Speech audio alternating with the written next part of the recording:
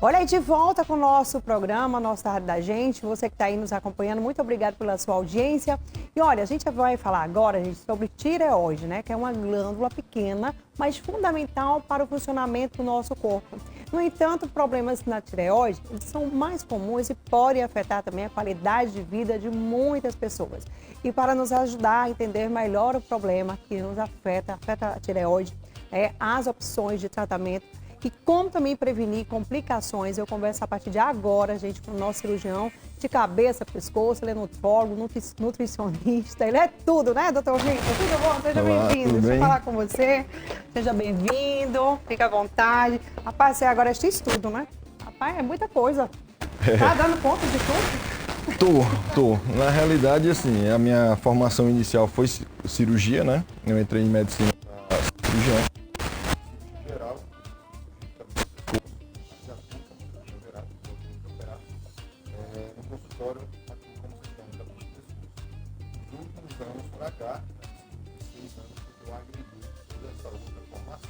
Maravilha. Para melhorar os resultados do tratamento do paciente. É isso, quando eu agreguei a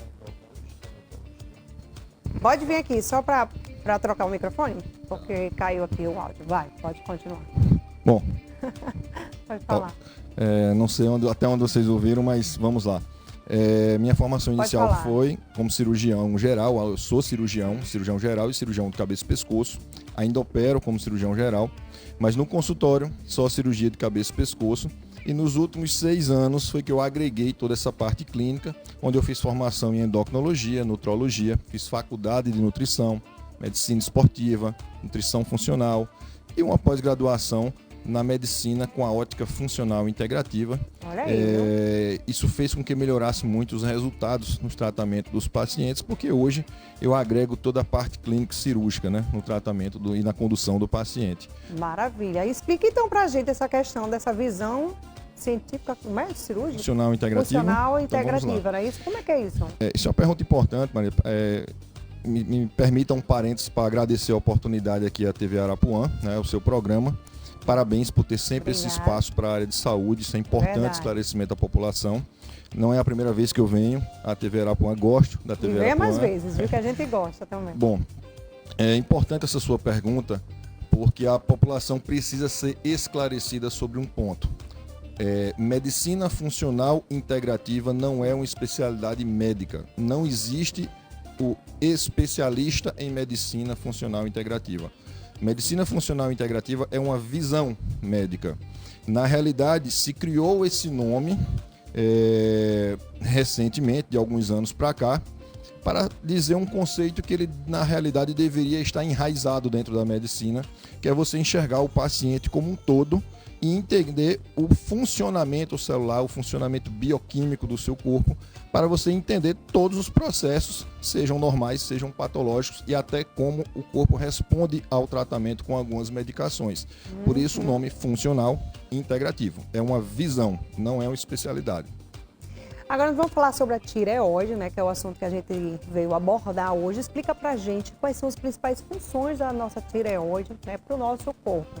Tem algumas imagens aqui, se caso você quiser usar como, né, aqui. Pode ser essa? Pode ser essa, doutor? Essa imagem está ótima. Vamos lá. Dá uma pausa nessa figura aqui para ele explicar um pouquinho pra gente quais são os sinais também. Já aproveita. Coloca aquela outra foto. Aquela outra foto depois dessa. Essa aí. Pronto. Eu vou me levantar um pouquinho para apontar para vocês entenderem, tá? Vou ficar em pé então, também aqui perto essa imagem aqui, ela tá muito boa, porque aqui a gente vê tudo que tem relação com a glândula tireoide do ponto de vista anatômico. Então, esse vermelhinho aqui, né, o rosado, como vocês estão vendo aí, em forma de H, essa aqui é a glândula tireoide, tá? Nessa parte central, a gente tem a laringe, que é esta estrutura aqui, que é o órgão da voz, né? Aqui estão as cordas vocais e as aritenoides, que elas vão se mexer na hora de fonar, de falar, tá? Aqui para baixo, a partir daqui para baixo, nesses anéis, é a traqueia. A traqueia é por onde passa o ar. A gente respira e o ar vem por aqui, desce pela traqueia e vai para os pulmões. É importante essa foto porque para a cirurgia de tireoide existem estruturas aqui que são importantíssimas que o cirurgião tenha conhecimento e prática, que são os nervos laríngeos. Os nervos eles passam aqui, superior, de cada lado, e aqui, inferior. E esses nervos vão inervar estruturas do órgão da voz.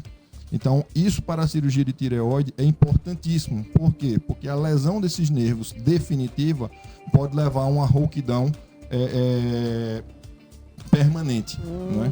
E isso causa problemas para o paciente. E às vezes o câncer de tireoide está invadindo essas estruturas e para você retirar você tem que seccionar, cortar o nervo. E o paciente pode até ter um risco, numa situação mais excepcional, de ficar com a traqueostomia definitiva, tá? Atrás das glândulas tireoides, pessoal, tem 4 glândulas pequenininhas que são as glândulas paratireoides. Essas glândulas são responsáveis por participar do metabolismo do cálcio. Então é importante também o conhecimento não só da anatomia, mas da fisiologia relacionada a essas pequenas glândulas, porque no pós-operatório de cirurgia de tireoide, o paciente pode ter hipocalcemia, o cálcio baixar. E o cirurgião tem que estar atento que isso pode acontecer no pós-operatório devido a essas pequenas glândulas para poder proceder o tratamento, tá? Então a glândula tireoide está aqui, a gente tem o lado direito dela, a porção central que é o istmo, e o lado esquerdo. Aqui nessa imagem está mostrando aqui exatamente o que seria um câncer de tireoide no lobo esquerdo tireoide, no polo inferior. Quando é causado esse câncer? Quando ou como? Quando e como? Tá, vamos lá. O câncer de tireoide, a literatura fala que ainda não tem uma causa específica, né? Dizer assim, isto vai causar isto, matematicamente. Porém, sabe-se que alguns fatores podem levar ao desenvolvimento do câncer de tireoide. Por exemplo, exposição à radiação. Então, pacientes que ficam constantemente expostos à radiação, por exemplo, funcionários que trabalham em clínica de radiologia estão constantemente expostos e não têm o cuidado de ficar naquela barreira de proteção ou usar o protetor de tireoide. Então, essa exposição constante, cumulativa à radiação, pode ser um fator de risco. Pacientes que vieram de áreas de exposição, países ou áreas de exposição à radiação, também passaram muito tempo lá, pode ser um fator de risco. Fatores ambientais. Então, hoje sim a gente sabe que essa inflamação constante do nosso corpo, patológica, né? A obesidade, por exemplo, que causa um estado inflamatório nocivo ao corpo constante, é um fator que pode desenvolver. Deficiência de iodo é outro fator, né? Esse é um ponto importante, Marília, vou falar rapidinho. Antigamente, a principal causa de hipotireoidismo era a deficiência de iodo. Isso foi contornado quando colocaram iodo no sal, né? O sal iodado. Por outro lado, as pessoas hoje estão deixando de consumir sal com medo de ficar hipertenso, que é uma orientação, porque o sal de cozinha ele tem outros nutrientes além do iodo. E é a quantidade de sódio que você consome que se torna fator de risco para hipertensão, e não o consumo de sal de cozinha. Então as pessoas estão deixando de consumir sal de cozinha, estão deixando de consumir a principal fonte de iodo na dieta, e muitos pacientes estão com deficiência de iodo, né? Então o mais interessante seria o profissional indicar ao paciente procurar uma orientação de nutricionista, para ele organizar, porque ele deixa de comer sal, mas come alimentos ricos em sódio, ultraprocessados, por exemplo, né? Outro fator é o próprio hipotireoidismo, o TSH persistentemente alto, naquelas pessoas geneticamente predispostas, pode ser um fator desencadeador. O que é o TSH? O TSH é um hormônio que estimula a glândula tireoide a produzir hormônios, mas ele também estimula a proliferação dos folículos, das células na tireoide. Então, se você tem aquela célula oncológica que começou a se ativar e tem um TSH dizendo assim, cresce mais, né, porque ele está alto, isso pode ser um fator de risco para o câncer de tireoide. Qual é a diferença do hiper e hipo? Porque a gente se confunde um pouquinho, né? O hipertireoidismo é quando a glândula produz muito hormônio. Então você tem quantidades elevadas dos hormônios tireoidianos. Isso faz com que o seu corpo fique com um metabolismo muito acelerado. Por isso que ele tem os sintomas: insônia, começa a suar do nada, coração fica acelerando, tremores, perda de peso muito intensa, diarreia, né, disfunção gastrointestinal, alteração do ciclo menstrual.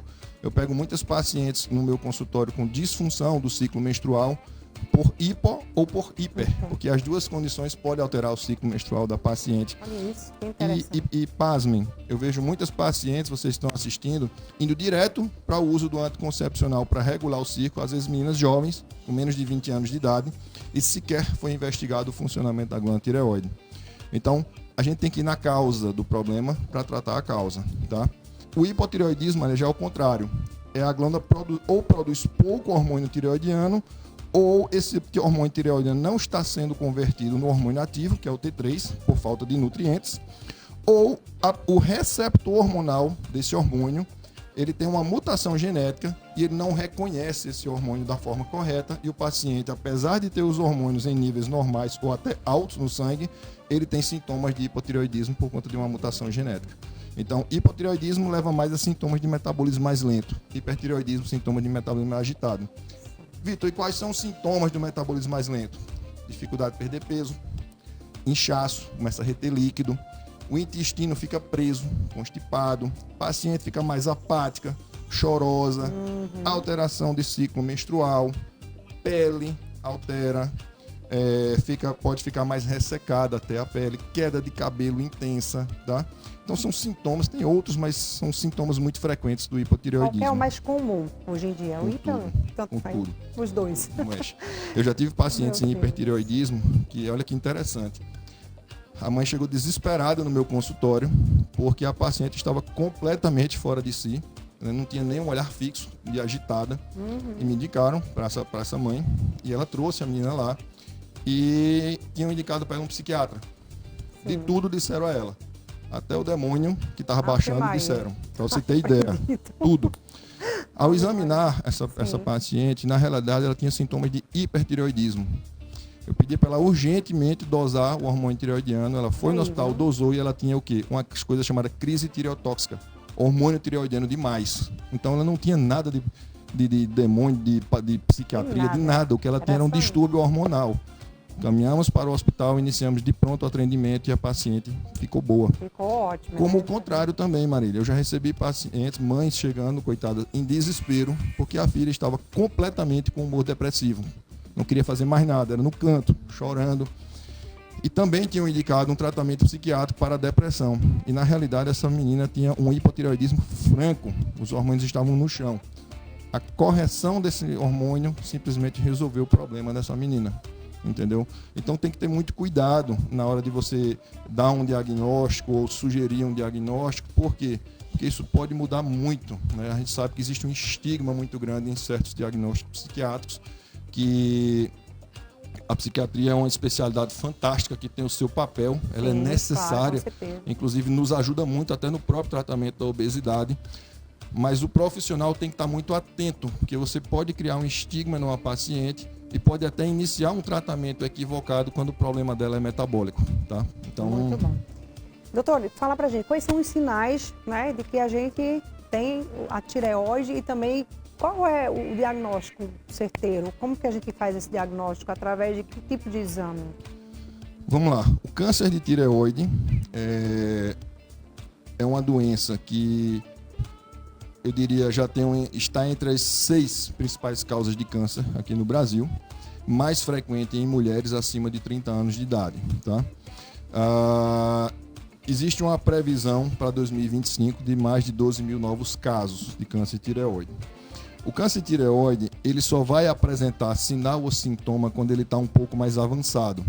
A maioria dos diagnósticos, eles são diagnosticados quando a paciente está assintomática, ou seja, fez uma ultrassom de rotina ou para investigar qualquer outra coisa de tireoide e identificou um nódulo lá suspeito. E esse nódulo, muitas vezes os pacientes nem sabem que tem. E aí, quando faz a ultrassom, o nódulo é um nódulo de características suspeitas. Vitor, o que é característica suspeita?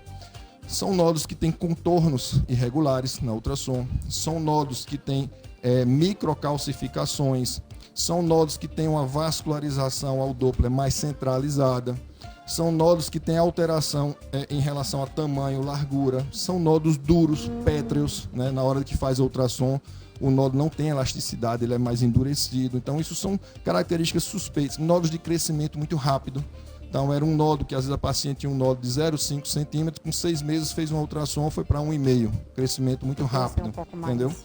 Então, esses nódulos pequenos, eles não causam sintomas, né? A paciente não sente nada normalmente.